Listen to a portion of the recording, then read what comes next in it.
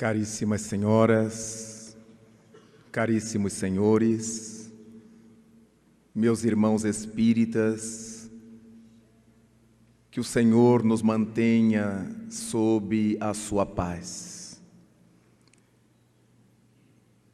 Sem qualquer sombra de dúvidas, basta-nos olhar o quadro da sociedade do mundo para que tenhamos a percepção e logo mais a convicção de que estamos vivendo tempos de convulsão social. Temos a impressão de que nos achamos num verdadeiro tonel das Danaides. Parece-nos, por outro lado, que a situação planetária e os conflitos humanos jamais terão termo. As vozes pessimistas, quais corujas agourentas, têm espalhado pelas mentalidades, por mil e uma formas, essa ideia de que não há mais solução. Ter-se-ia que começar tudo outra vez, como se a divindade se tivesse equivocado ao situar na terra os espíritos como nós estamos. Ao refletir sobre todas essas questões, viajamos até um velho estudo de Allan Kardec, de grandíssima atualidade, que encontraremos num livro publicado em 1890, após sua desencarnação, com o título de Obras Póstumas. Ali, Allan Kardec situa magistralmente a questão das aristocracias que surgiram no mundo, evocando-as exatamente para nos dar o balance de como as coisas são cíclicas, como o mundo passeia de forma cíclica através da história. E Allan Kardec nos adverte que desde todos os tempos da criatura humana na Terra, ela teve necessidade das lideranças. Jamais um grupo humano conseguiu sobreviver sem eleger alguém ou sem que tivesse alguém a dirigi-lo. Dessa forma, Allan Kardec alinhava algumas aristocracias, fazendo questão de nos situar no termo aristocracia, afirmando que a palavra provém do grego aristos, mas krateia. Krateia querendo dizer que é o governo, e aristos afirmando que são os melhores. A aristocracia, então, significaria o governo dos melhores. Mas esses melhores têm conotações variadas, não em nível ético-moral, mas em nível daqueles mais aptos a realizar determinada atividade naquele período. É dessa forma que ele nos apresenta a primeira aristocracia que o mundo conheceu. Exatamente porque as criaturas supunham que quanto mais madura fosse a criatura humana, quanto mais velho fosse o indivíduo, em virtude de suas vivências, ele teria maior soma de experiências para dirigir um grupo, para nortear uma sociedade, uma comunidade. Teoricamente, ele estava coberto de razão ao situar essa visão do passado remoto do mundo. Porque é verdade que aqueles que viveram mais anos, enfrentando todos os embates à sua volta, querendo ou não, foram assimilando determinada quantidade de experiências. E dessa forma, os grupos ancestrais do mundo, as sociedades antigas, nas prístinas eras, trataram de convocar para a sua direção os anciães. Em todos os povos eles aparecerão. Se nos lembrarmos das tradições bíblico-judaicas, Abraão, o primeiro homem narrado na Bíblia como pai da raça, aquele cujas gerações seriam mais numerosas do que as estrelas do céu, segundo o texto, foi o grande patriarca que Israel conheceu. Depois seus filhos se tornaram patriarcas. Conhecemos a saga patriarcal de Moisés. E desse modo, conhecemos vários desses líderes anciães pelo mundo judaico. Mas fora da Judeia, outros surgiram na China, no Japão, na Pérsia, notadamente na China Velho, Forri, trazendo-nos a sua contribuição na governança das sociedades amarelas. Dessa forma, a aristocracia patriarcal foi atendendo às necessidades dos grupamentos, das sociedades. Os velhos eram conselheiros, conselheirais, tinham maturidade, tinham calma para dirimir conflitos, sabedoria para esperar o transcurso das horas. Mas na medida em que essas sociedades foram se desenvolvendo, os grupos começaram a se defrontar com uma outra situação. Grupos crescidos, desejando maior espaço, desejando maior conforto, tratavam de invadir e tentar dominar outros grupos. E os anciãos, por mais sabedoria que tivessem, não tinham cacife, força física para deter essas invasões, essas dominações. E as comunidades, então, trataram de desenvolver um outro pensamento político. Com todo respeito aos anciãos, eles agora precisavam de homens fortes, capazes não apenas de lhes dar orientação, mas de dar-lhes proteção contra os inimigos ou os adversários. E nasce a segunda grande aristocracia do mundo, que Allan Kardec chamou de aristocracia da força bruta, porque as comunidades foram chamar os indivíduos dotados de força bruta, para que pudessem estar à frente de suas comunidades, protegendo-as do tumulto causado por outros grupos, outros indivíduos. Esses aristocratas da força bruta não dirigiam os povos a sós, formavam grupos humanos, formavam exércitos, quase sempre de 1000 homens, que se apresentavam a soldo, os mercenários, e porque eram grupos de 1000 homens, passaram a ser chamados de milícias, como na Roma os grupos de 100 homens eram chamados de centurias. E dessa forma, as milícias, coordenadas por esses líderes, faziam o serviço que eles, os líderes, lhes ordenavam.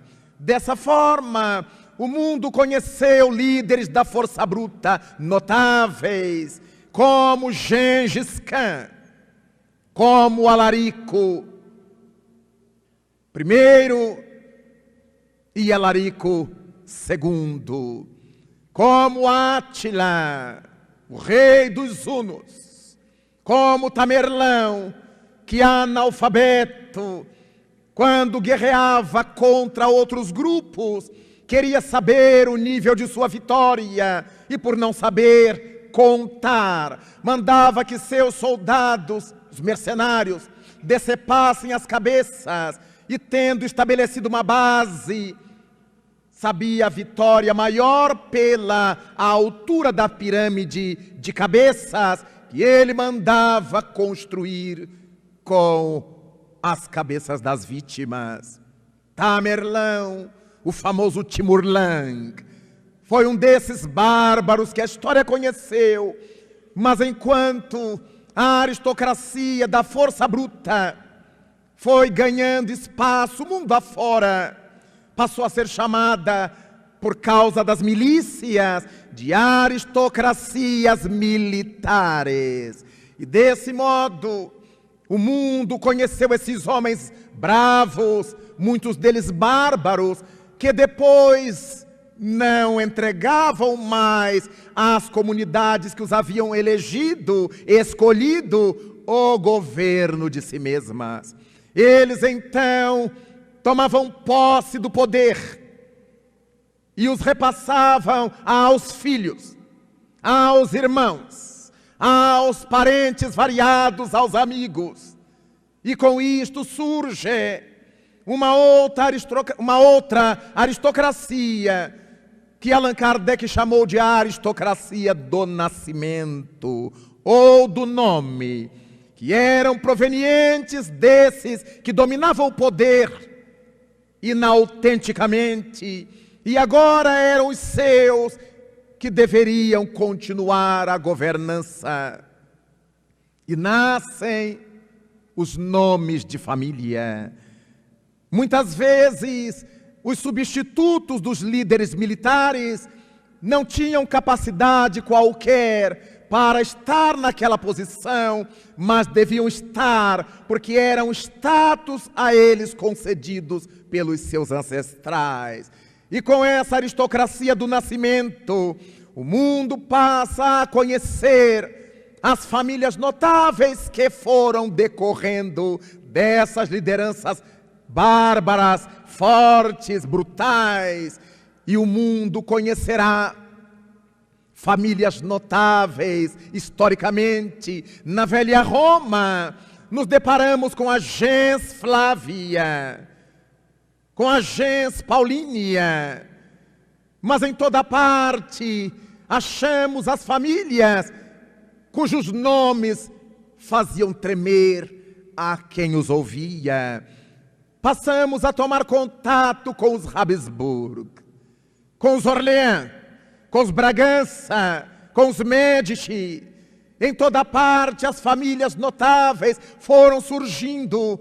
E essas lideranças do nascimento se postavam como verdadeiras divindades. Alguns se afirmavam divindades, outros filhos delas com os humanos.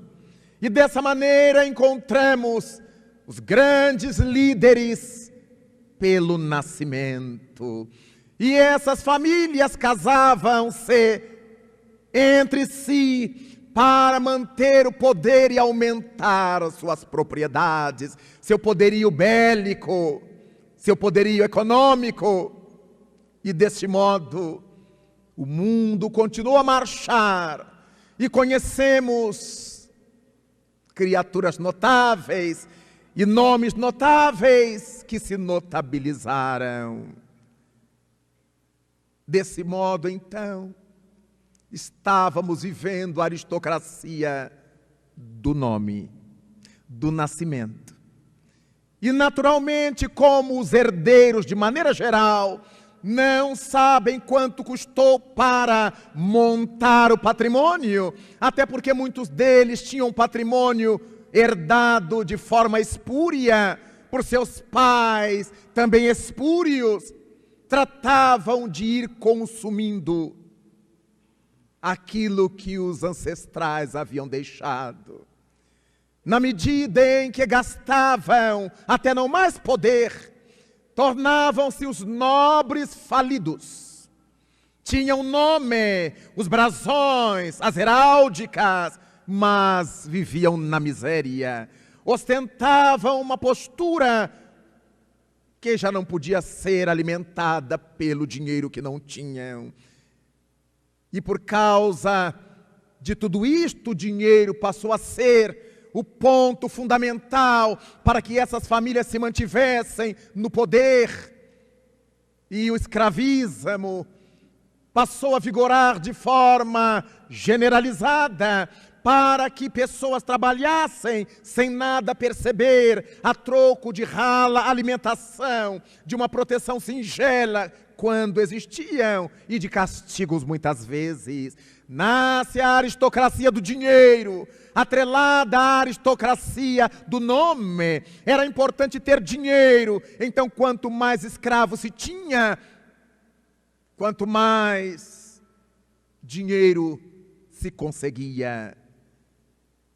Nasce a sociedade feudal, o feudalismo, os suzeranos, e tudo isso vai desenvolvendo no mundo a possibilidade de que adviessem outras aristocracias. O fato é que, na medida em que os ricos iam dissipando suas riquezas sem saber o que fazer, precisavam de alguém que os ajudasse a gerenciar o seu poder econômico, e aparece uma aristocracia que era um tanto mais justa. A aristocracia da inteligência, ou a aristocracia intelectual. Porque aqueles que eram ricos e precisavam de alguém para administrar seus haveres, a fim de que não se escoassem pelas mãos, tratavam de financiar cursos para pessoas do povo capazes, inteligentes, jovens, filhos daqueles escravos, ou não, com o compromisso de, ao terminar o curso, poderem trabalhar para eles e defender, e reproduzir, e multiplicar seus haveres. E a aristocracia da inteligência dá ensejo a que muitos desses indivíduos pudessem sair da pobreza, da simplicidade, das classes mais simples da sociedade, para esse panteão do desenvolvimento intelectual. É deste modo que podemos observar mundo afora homens e mulheres que vieram de tratos sociais de baixo nível socioeconômico e que se tornaram verdadeiras estrelas na humanidade.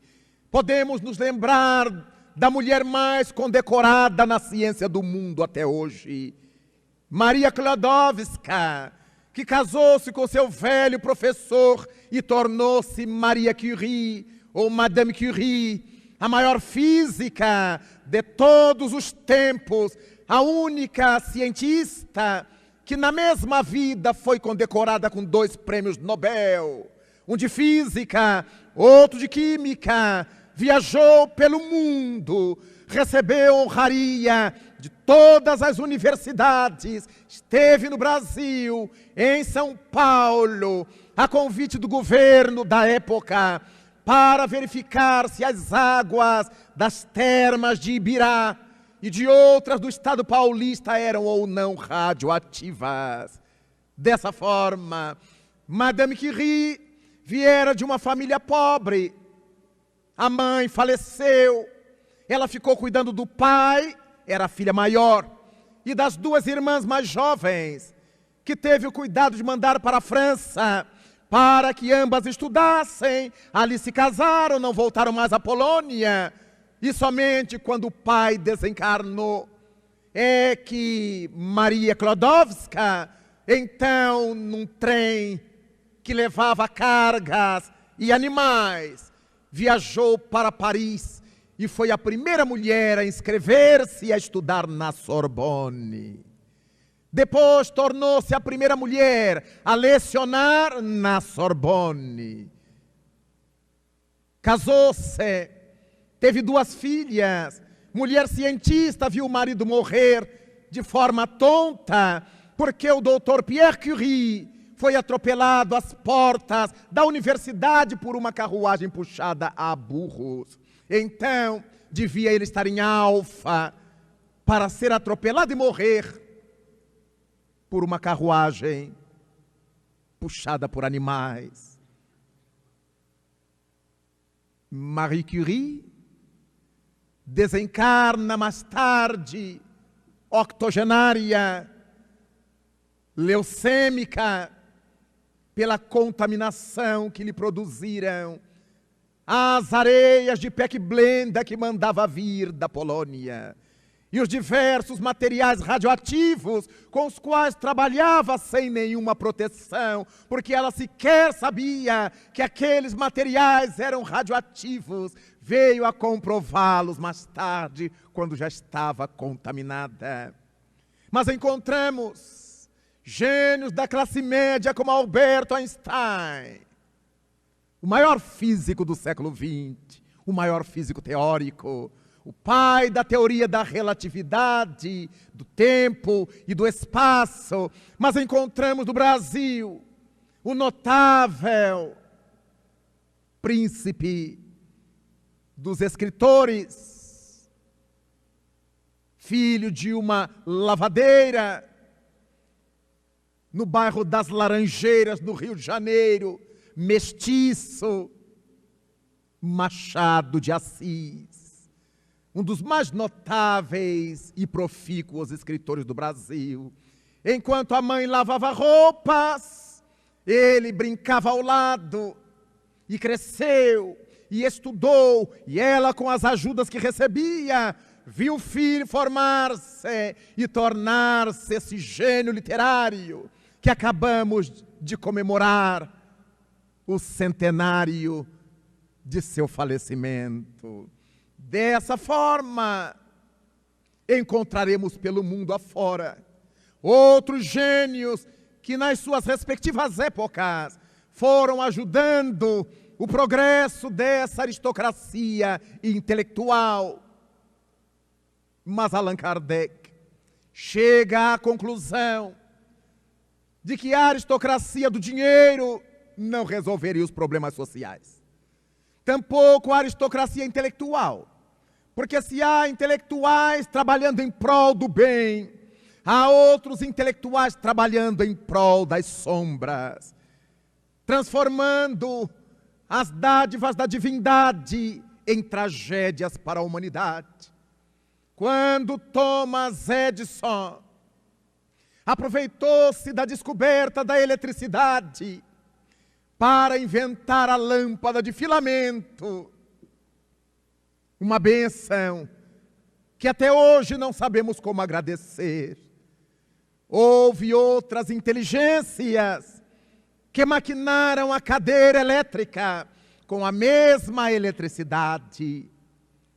Dessa forma, bem podemos aquilatar que o codificador observava que a inteligência não é a condição fundamental para que alguém governe uma comunidade com o sucesso que se espera. Propôs ele, então, uma nova aristocracia que pudesse, essa sim, estar à frente de qualquer grupamento humano e ter sucesso na sua administração. Allan Kardec propunha a necessidade de que tivéssemos líderes que, ao mesmo tempo que desenvolvessem seu intelecto, para que não fossem estultos e parvos, desenvolvessem também o seu lado ético-moral. E apresenta a sua proposta de uma aristocracia intelecto-moral, homens de saber, mas que também envergassem essa túnica da dignidade moral. Tão difícil nos dias da humanidade do seu tempo, quanto nesta atualidade. Depois que Allan Kardec se foi, e que nós começamos a refletir em torno dos seus ensinamentos, das suas reflexões e teses, demos-nos conta do acerto com que o codificador enxergou todas essas situações. E quando nos damos conta hoje, exatamente hoje, no terceiro milênio tão esperado, continuamos a viver as mesmas tragédias que as aristocracias permitiram que o codificador observasse ao seu tempo. Fora a questão da aristocracia patriarcal, já inexistente, porque hoje são poucas as pessoas que têm respeito pelos idosos, pelos velhos, que dão importância ao que eles dizem. Tirando essa aristocracia, todas as outras voltaram à liça. Estão em vigor a aristocracia da força bruta. Em toda parte a guerra, a violência, a dominação, a violência urbana, a violência doméstica, esse tipo de situação em que os indivíduos desejam se impor pela força, comunidades desejam se impor pela força bruta. Então, esse tipo de aristocracia está vigorando em nossas sociedades, porque as criaturas honestas, ou teoricamente honestas, passam a ter medo de ir e vir por causa dessa aristocracia da força bruta que tomou o poder. Não se sai de casa à noite por causa dos assaltos, dos roubos, dos sequestros. A força bruta de volta, com uma nova roupagem, porque hoje não fomos nós que os chamamos para governar as nossas cidades, as comunidades silenciadas pelo tráfico de drogas, que cada dia ganha mais espaço em nossas sociedades, sob o silêncio covarde daqueles que nos dizemos criaturas de bem, fazendo-nos lembrar do codificador, quando indagou dos espíritos na obra básica do Espiritismo, o Livro dos Espíritos, na sua pergunta 932, quando desejou saber o codificador qual era a razão pela qual o mal triunfa com tanta facilidade sobre a terra, e os imortais lhe contestaram: por culpa dos bons. Enquanto os maus são ousados e intrigantes, os bons são tímidos. No dia em que eles quiserem, preponderarão.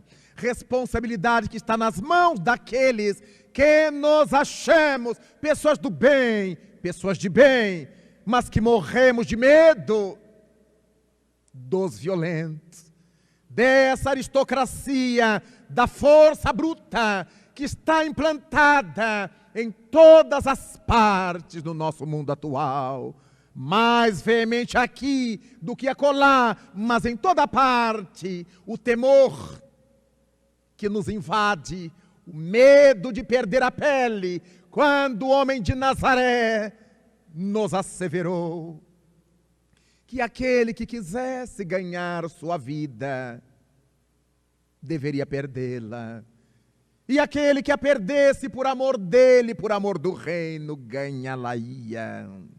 Desse modo, resta-nos reflexionar sobre este momento em que a força bruta nos faz trancafiados em casa, amarrados por milhares de alarmes, com o temor de que possamos ser importunados.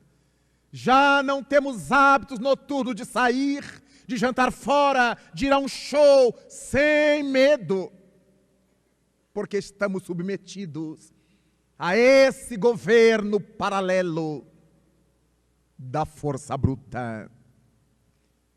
Mas por onde vamos?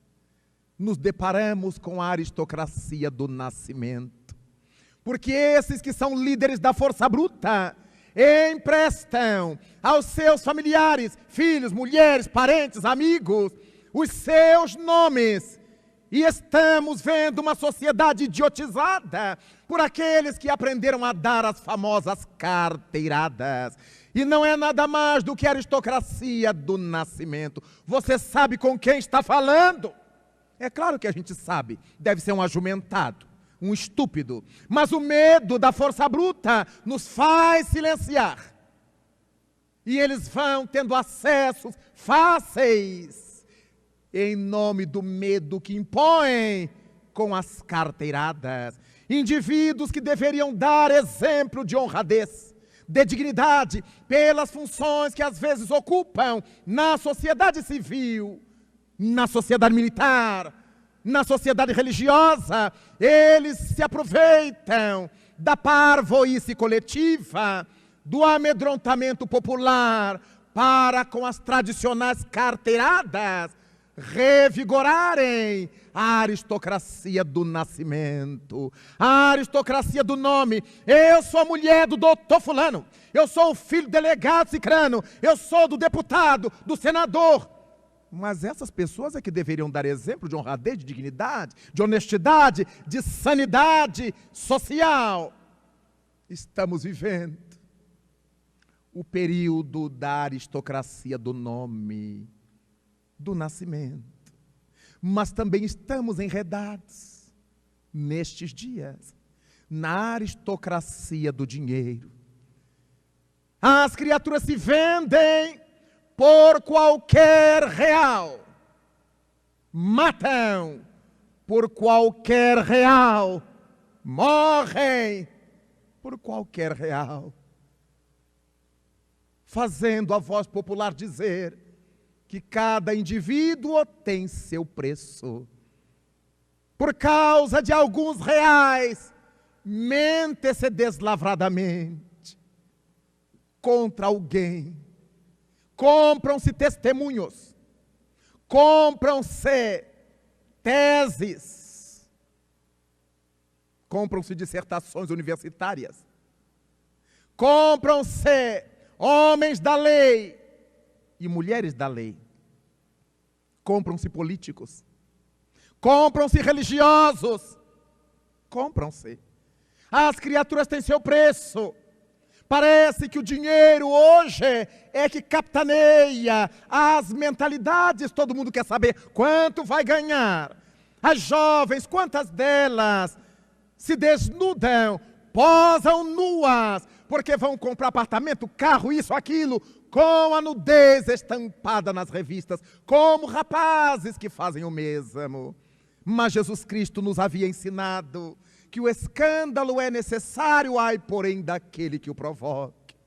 Essas moças e rapazes, homens e mulheres, que posam libidinosamente para o desequilíbrio da sexualidade de tantos, receberão, por terem sido motivo de escândalo, a reciprocidade daqueles pensamentos em desajuste, em desalinho, e só Deus sabe a repercussão desses desejos, a olhar a figura, a foto, a fisionomia, o nome, os desejos que a mente dirige aos donos e às donas das fotos.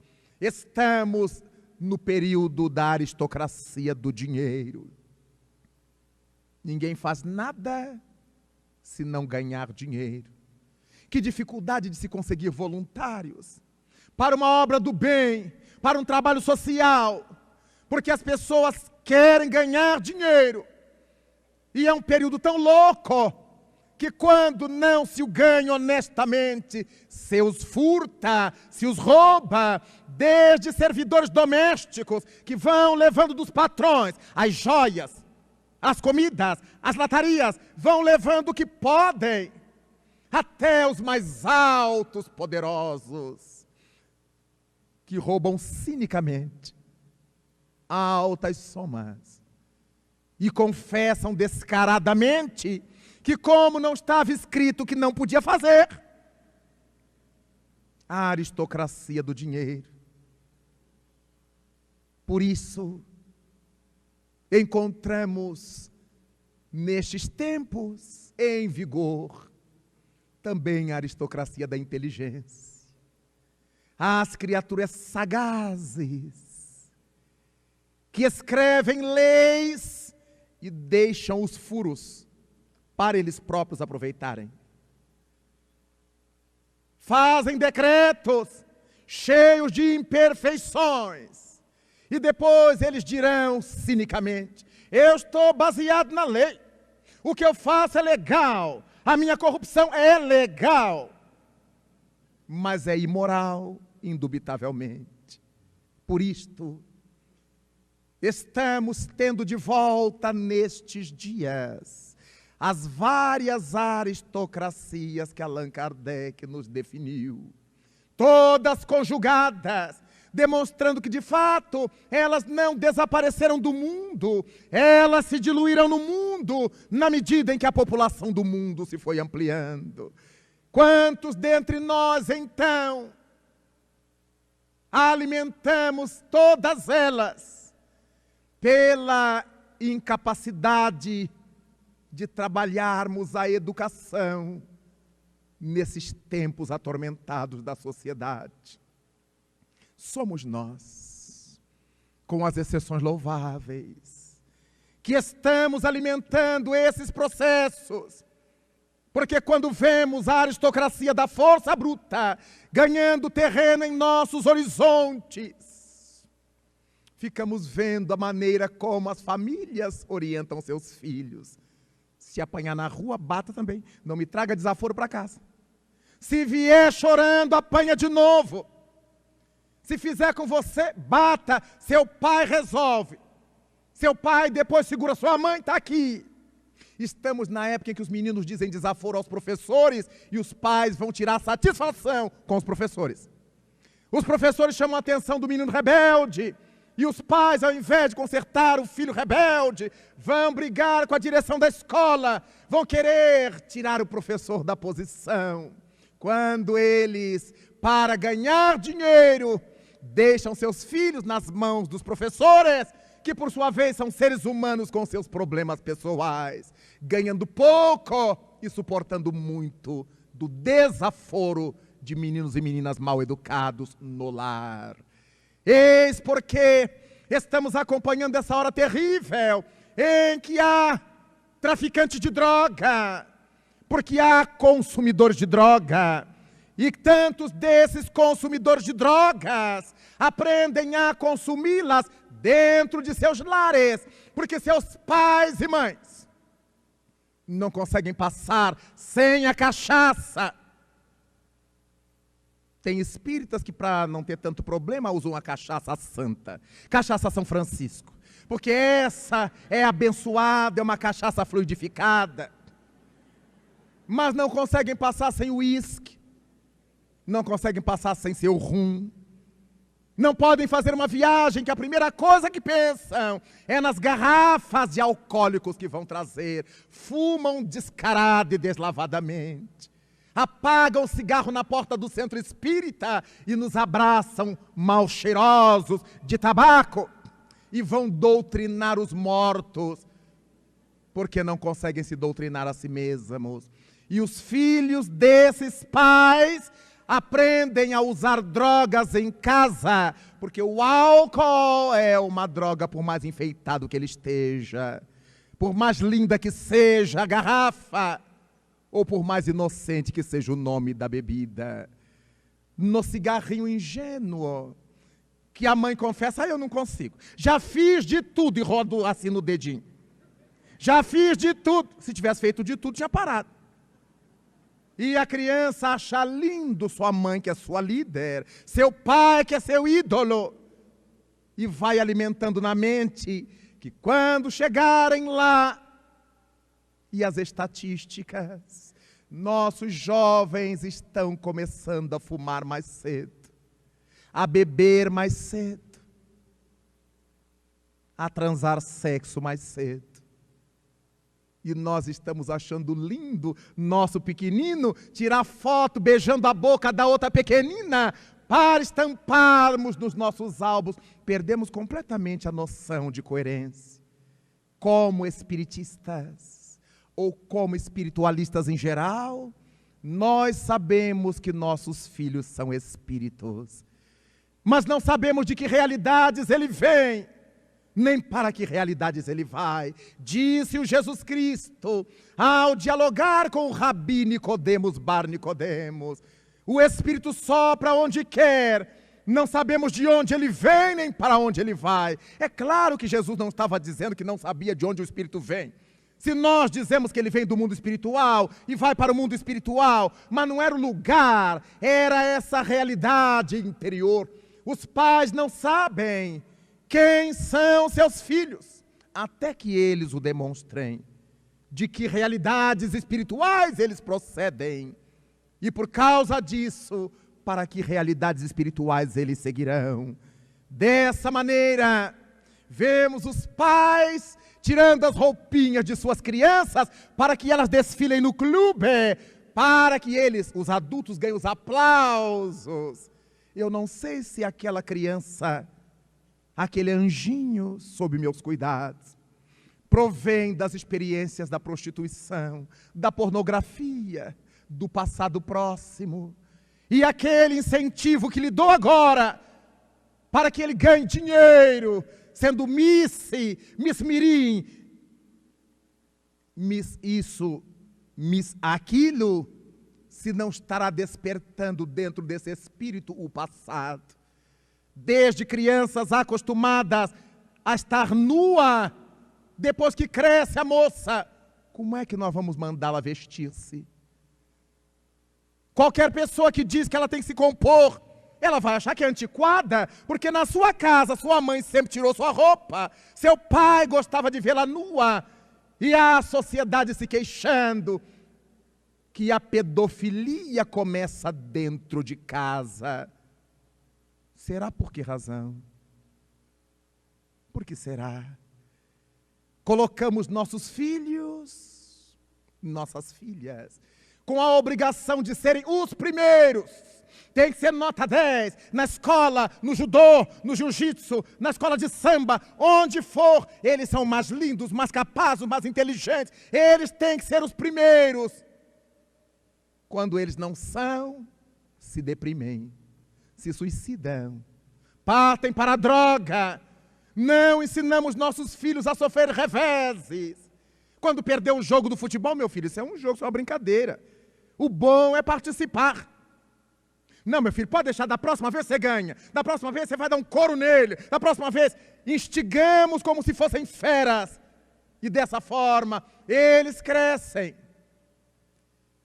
E o espírito que não foi trabalhado na infância retoma o patrimônio desgraçado que porventura haja desenvolvido no passado. É tão séria a questão que o Espírito Emmanuel escreve pelas mãos saudosas de Chico Xavier. No seu livro Consolador, a primeira escola ainda é o lar. Allan Kardec pergunta aos imortais, no item 383 de O Livro dos Espíritos, qual é a importância do período da infância para o espírito que retorna à terra? E os imortais respondem-lhe que, tendo renascido para evoluir, a infância é o período que melhor se apropria para isso, no que devem se envolver os incumbidos de educá-lo. Se a primeira escola é o lar, os primeiros incumbidos são os pais. Mas dos pais, a primeira incumbida é a mãe, que vive 9 meses lunares, com esse serzinho nas suas entranhas, recebendo o impacto do seu psiquismo, e ela própria captando o seu psiquismo. Quem vive mais tempo com a criança? Costumeiramente a mãe. O primeiro coração que essa criança ouviu bater ao sair do ventre foi o de sua mãe. Porque o médico a coloca sobre o peito de sua mãe. A relação filhos-mães é de tal forma visceral que por toda a vida qualquer filho carregará em si as marcas de sua mãe. Sejam essas marcas positivas, sejam essas marcas negativas. Se os filhos tiverem a felicidade de uma mãe digna, capaz, madura, eles serão felizes, mas se acontecer o contrário, por toda a existência serão desgraçados. Se forem filhos de mães machistas, homem não chora, homem não faz isso, homem não arruma, homem não lava a casa, homem não lava a roupa, homem... E elas pensam que formaram homens e formaram espectros de homens. Você tem que ser macho, e o menino vai ser machucado. Pelos momentos difíceis da vida, seria tão bom se as mães ensinassem meninos e meninas, seus filhos, a fazer de tudo dentro do lar. E isso é trabalho de mulher. E isso o homem não faz. É mentira. Tudo que é só para a mulher fazer, Deus estabeleceu na mulher. Por mais que os homens amem crianças, só a mulher pode ficar grávida. Então, ter filho, ficar gestante, é só de mulher. A divindade já fez. Por mais que o pai trabalhe para alimentar os filhos, só quem pode dar-lhe o seio é a mulher. Então, não há problema em dizer que isso só a mulher pode fazer. Mas, saiu do ventre, cortou a placenta, amamentou para dormir, o pai pode fazer tudo. Pode pôr para eructar, ninar, banhar, passear, levar à escola, fazer comida, dar-lhe. Não existe nada na lei divina que diga que é só de mulher. As nossas posturas machistas. E quando as mulheres têm posturas machistas, elas ajudam a atrasar o progresso social. Homens imprestáveis, que quando se casam, se tornam estorvos na vida da esposa. Ela faz de conta que não está vendo que o rapaz é imprestável, porque ele é bonzinho. E ela jura consigo, quando casar eu resolvo. Mas ele dentro de si diz assim, nem morto. No primeiro mês de casado, ele entra no banho, por exemplo. E ele entra no banho e lá de dentro grita, bem... Aquilo parece o tilintar do Avon Chama. Traz minha toalha. E ela leva a toalha com anagrama, recém-casados, é uma bênção. No outro dia, bem, é outro dindom. Meu chinelo. No 6º mês, ela já vai emburrada, porque você não levou. Um ano depois, eu não sou sua empregada. Levasse. E se ele tiver a petulância de dizer, mas minha mãe fazia, não há coisa pior para a esposa do que compará-la à sogra. Se um homem disser para sua esposa, minha mãe fazia, ela lhe dirá, por que não casou com sua mãe? E começam as tragédias criadas pela mãe. Não há nenhum problema ensinar os nossos filhos a fazer as coisas pequenas em casa, a nos ajudar em casa, mas nós criamos os corruptos e os corruptores. Meu filho, ajuda papai que lavar o carro. O que você vai me dar, pai? Você me dá R$10. Nenhum pai precisa agredir o filho quando ele lhe faz essa proposta. Não precisa xingá-lo, não precisa perder o bom humor. Basta dizer, vou lhe dar carona, meu filho. Sou eu que lhe levo à escola, lhe levo às festas, lhe vou buscar. Então você vai ajudar a lavar o carro que é seu. Se você não quiser ajudar, mas também você vai a pé para a escola. E a menina que a mãe chama para ajudar em casa, a fazer um serviço qualquer. O que você vai me dar, mãe? Vou lhe dar a comida que você vai comer. A roupa limpa que você vai usar. A casa cheirosa que você vai morar. Então, é seu dever ajudar a mamãe. Sem precisar gritar, xingar, dizer desaforo. Apenas ensinar. E quantas vezes os pais têm preguiça de ensinar. As mães dizem assim, eu prefiro fazer, porque demora tanto. Claro que é neurose. Demora, mas aprende para sempre. E se ela fizer sempre, ele não vai aprender nunca. Então, hoje em dia, com as exceções louváveis, os rapazes não sabem fazer, nem as moças. Porque os pais querem que elas estudem. Mas qual é o problema? Qual é a contradição entre estudar e fazer um serviço doméstico? Será que serviço doméstico é somente para gente estulta, tonta, analfabeta? Não. Isso valoriza a criatura. Esses valores domésticos nós estamos deixando de lado. Agora qualquer moçoila quer ser top model. Então precisa estudar. Mas a gente ouve a entrevista da top model e dá vontade da gente morrer. Quando ela desfila, é linda. Se abrir a boca, a gente não usa aquela moda nunca mais. Com medo de pegar a estupidez. Os rapazes querem ser jogadores de futebol. O mundo que nós estamos criando por causa do fator dinheiro. É ganhar dinheiro. E as mães mandam suas meninas de 13 anos para as agências de modelos. Numa visita que fiz a Milão, para falar numa instituição espírita dali, notei que na instituição espírita, quem mais frequentava eram jovens brasileiros, que foram para Milão, com as agências famosas para desfilar. Não conseguiam contratos, entravam na droga, na prostituição. E uma modelo mais ajuizada do Rio de Janeiro tratava de levar aqueles moços para o centro espírita. E eu lhes perguntei a idade de vários. 15 anos, agora, já estavam lá 2, 3 anos, 16 anos, inseguros, amedrontados num país como a Itália, numa cidade megalopótica como Milão. O medo, o pavor, a insegurança os empurravam para as drogas.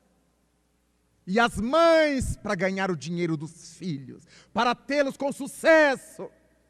E os pais que permitiram. Quantos são os pais que não estão preocupados com a felicidade dos filhos, mas sim com o sucesso deles? Eles têm que brilhar, ainda que infelizes, neuróticos, desgraçados internamente, conflitados. Que mundo é este? Allan Kardec então propõe a aristocracia intelecto-moral.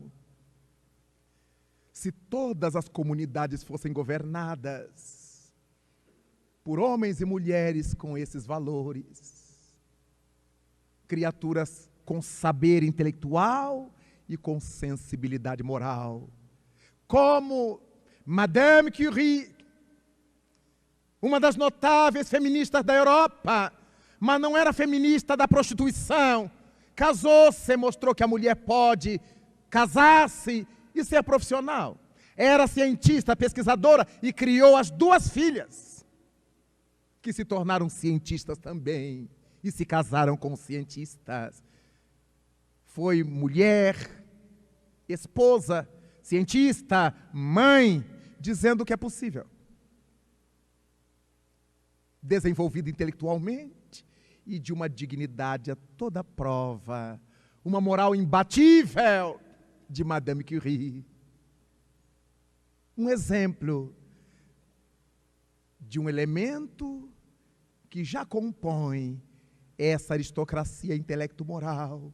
Quando pensamos que no Rio de Janeiro, um médico notável se tornou político, Adolfo Bezerra de Menezes Cavalcante, um homem que sabia e amava. O velhinho bom. O professor Eurípides Barçanufo, em Sacramento, nas Minas Gerais. O homem que sabia, um homem que amava. Foi prefeito de sua cidade. E até hoje a caixa d'água da cidade foi mandada construir por Eurípides Barçanufo. Obra séria, porque ele desencarnou em 1918 com a gripe espanhola. Está lá. Hoje a estrada é asfaltada, o mês que vem já está esburacada de novo. A falta de pudor para com o dinheiro coletivo. Aqui nesta cidade conhecemos o deputado Campos Vergal. Em São Paulo conhecemos o deputado Freitas Nobre. Homens que sabiam, homens espíritas, capazes de amar, de entender, homens da paz, em toda parte. Ficamos verificando esses exemplos notáveis. Imaginemos Francisco Cândido Xavier, nessa equipe de intelecto moralizados, Mohandas Karamchand Gandhi, Abraham Lincoln, homens que lidaram na política de seus povos e com uma grandeza moral, com uma ilibatura moral invejáveis. O que é que nos custa refletir sobre isto? Nesses tempos convulsionados de nossa sociedade, é o lar que está periclitando. São as famílias que não estão analisando que seus filhos são espíritos. E por que não avaliam as consequências de uma má orientação? Certo que estão alimentando esse eclodir das velhas aristocracias que tanto prejuízo trouxeram para a humanidade. A da força bruta, a do nascimento, a do dinheiro, a do intelecto. Enquanto sonhamos com a aristocracia intelecto-moral, ensinemos nossos filhos a estudar, coloquemo-los sim nas melhores escolas, mas não esqueçamos de dar-lhes a lição de Jesus no leite materno, de colocar-lhes a visão de Deus em todos os momentos da nossa existência. Porque o Espiritismo veio, segundo Allan Kardec, para destruir o materialismo.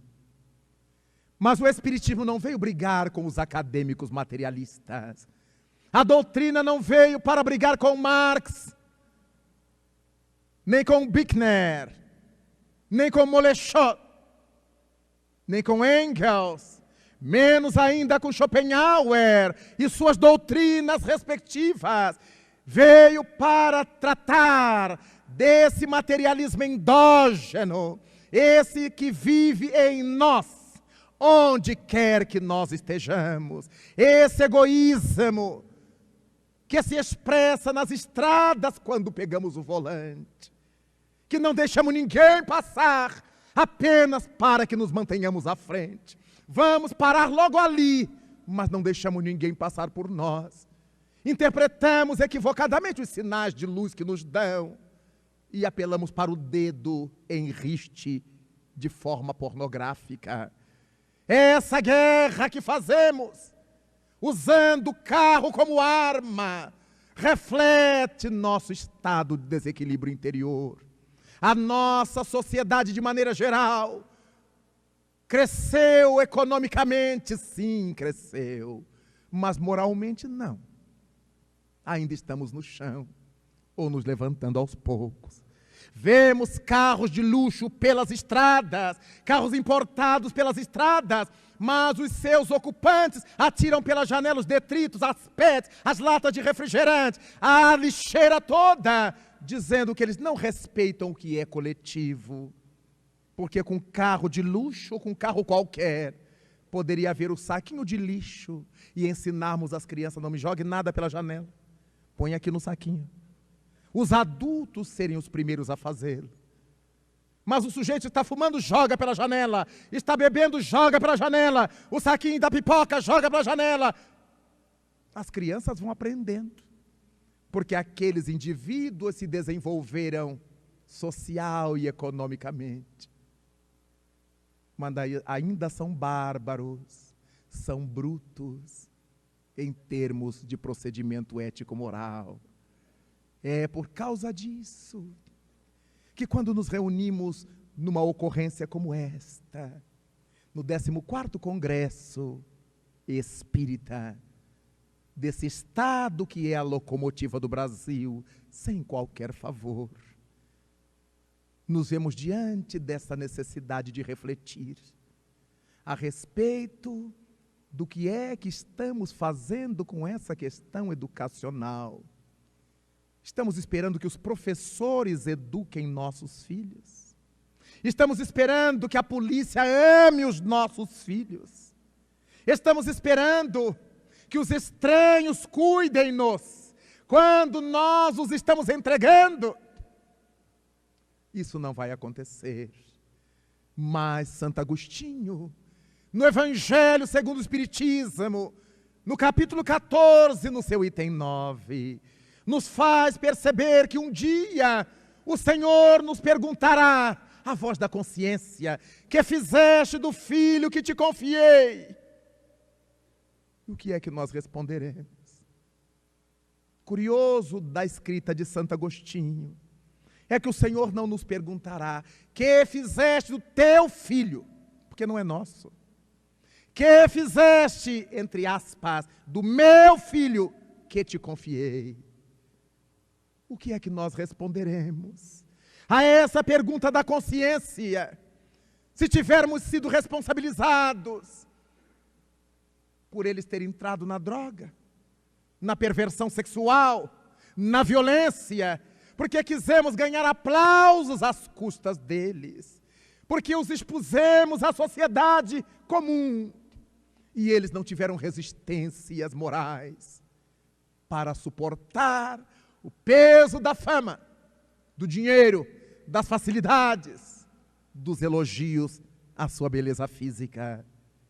Quantos de nós haveremos ainda de chorar e sofrer, diz Santo Agostinho, quando nesse lá olharmos para a terra e virmos a sofrer aqueles que estiveram sob nossos cuidados e não os soubemos orientar.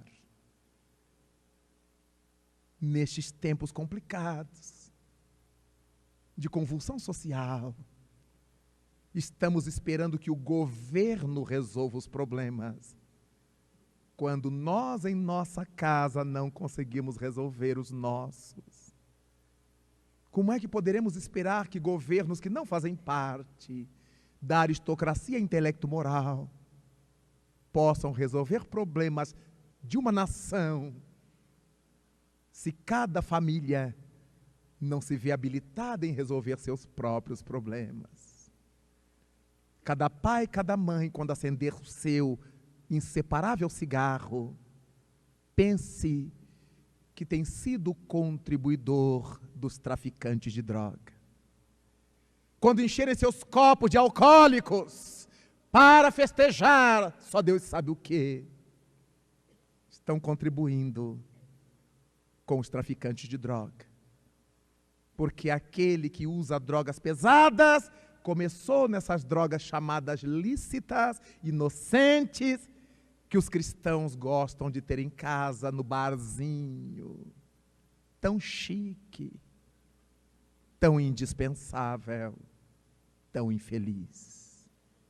Nesta hora, digamos a Jesus que precisamos do seu apoio, dos números tutelares que trabalham em nosso contato no movimento espírita, para que despertemos desse letargo, para que não tenhamos crises de consciência mais tarde. Peçamos a Jesus de Nazaré que as suas falanges de amor não nos deixem, porque como estabeleceu o Espírito Emmanuel, se os prepostos de Jesus cochilassem um único segundo, a terra inteira seria invadida por um processo de obsessão coletiva. Dessa forma, qual é a nossa contribuição para o reino dos céus? O que estamos fazendo com os filhos de Deus confiados a nós, temporariamente? Cada qual responderá por si, mas entenderemos, por fim, que essa crise da sociedade se deve à crise das famílias. Deste modo, aproximemo-nos mais de Jesus. Não do Jesus teórico dos teólogos, mas desse Cristo vivo, que a doutrina espírita nos trouxe, esse modelo, esse guia para cada um dos nossos momentos na terra, e marcados pela felicidade do seu contato, iluminados pelo fervor do seu convívio, nós todos então nos daremos as mãos, e simbolicamente nos poremos genuflexos, diante do altar da vida, perante as constelações, e pais e mães, tios e avós, irmãos maiores, nos uniremos nessa cruzada de salvar a família, a partir da educação dos pequenos, dos jovens, dos moços, e todos nós possamos então cantar mirando as constelações. Louvado sejas, Senhor Jesus, na glória imortal do lar celeste, pelos bens que nos trouxeste no Evangelho da nossa redenção, na tarefa renovada que o teu olhar nos consente. Hoje, de espírito reverente, nós rogamos pelo teu amor. Pobres cegos, que há milênios estamos fugindo à luz a qual nos elevas. Hoje, porém, Senhor, a nossa oração rompe as trevas, e se possível vem retificar o nosso passo, a fim de que trilhemos a estrada corrigida. Vem sustentar nossa vida, na fonte inesgotável do eterno bem. Dá-nos, Jesus, tua bênção, bênção que nos conforta, bênção que nos levanta, para que a tua doutrina santa, esse imbatível espiritismo, vibre pura, viva dentro de nós. Faze, Senhor, com que nós todos, nessa caminhada incessante, a cada dia, em todo instante, possamos ouvir tua voz. Ampara nossa esperança, socorre a nossa pobreza e liberta nossa alma ainda presa de tanto erro nessa multissecular imperfeição. Mestre excelente, Senhor de toda a verdade, ensina-nos hoje a guardar-te com unção, com devoção e com inesgotável gratidão, na intimidade singela, ainda que muito sincera, do nosso próprio coração. Muito obrigado, Pai da vida. Obrigado, Cristo excelso.